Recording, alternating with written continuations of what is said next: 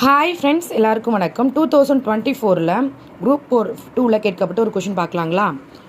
500 30% மதிப்பில் 20% என்னன்னு கேட்குறாங்க. 500 தான் 30%ல் 20% என்னன்னு கேட்டுருங்க. நம்ம நிறைய பேர் என்ன பண்ணுவோம்னா 500 × 30 × 20 போட்டுரும். அப்படி போடக்கூடாதுங்க. பாருங்கள், 500க்கு ஃபஸ்ட்டு 30% கண்டுபிடிக்கணும்.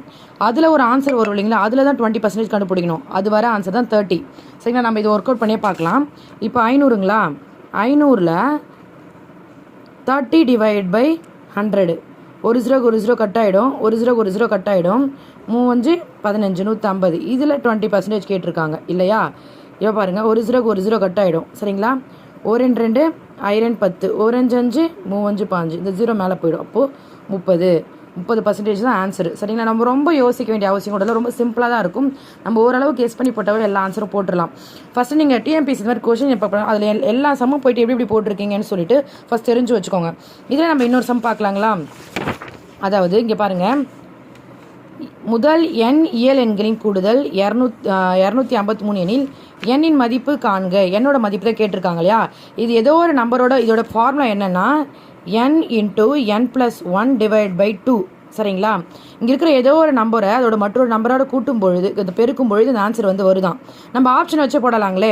இப்போது இங்கே 22 இருக்குங்களா, 22 × 23 பேருக்குங்களா, இங்கே நான் உங்களுக்கு பண்ணி காட்டியிருக்கேன் பாருங்கள். இப்போது 18 × 19 பேருக்குன்னா அந்த ஆன்சர் வராது. 24 × 25 பேருக்குன்னா அந்த ஆன்சர் வராது. ஆனால் 22 × 23 போட்டு 1 2 2 11 2 22, அப்போ 11 23 அடிச்சோம் அப்படின்றப்போ பெருக்கணும் அப்படின்றப்போ 253. நம்மளுக்கு டிஎம்பிசி கொஸ்டின் பேப்பர் ரொம்ப கொஸ்டின் பயங்கரமாக கஷ்டமாலாம் ரொம்ப சிம்பிளாக தான் வரும். நம்ம ஓரளவு பார்த்தாவே அதை போட்டுடலாம். அதேமாதிரி இங்கே பாருங்களேன், 4 18 100 180 294 448. இது என்னன்னு கேட்டிருக்காங்க இல்லையா? விடுபட்ட எண். இங்கே பாருங்கள், 1 × இங்கே 4 கொடுத்துருக்காங்களா, 1 × 2 ஸ்கொயர்டு 4, அதாவது 2 × 2 2 ஸ்கொயர்டு, அப்புறம் 2 × 3 ஸ்கொயர்டு, 3 × 4 ஸ்கொயர்டு, 4 × 5 ஸ்கொயர்டு, அதாவது 2 3 4 5 6 7 இது அப்படியே லைனாக வந்திருக்கு. அப்படி வரும்பொழுது நம்ம ரெண்டு லைன் கண்டுபிடிச்சோம், 3 நம்ம கண்டுபிடிச்சிடலாம். ஸோ அதனால் எப்போ ஒன்று ஸ்கொயர் பண்ணியிருக்கணும், ஒன்று இன்ட்டு பண்ணியிருக்கணும், எதனா ஒன்று பண்ணியிருக்கணும். பட் இது வந்து கொஞ்சம் சின்னது. ஏறு வரிசையிலேருந்து இறங்கு வரிசையில் போதா, இறங்கு வரிசையிலேருந்து ஏறு வரிசையில் போதா பாருங்கள்.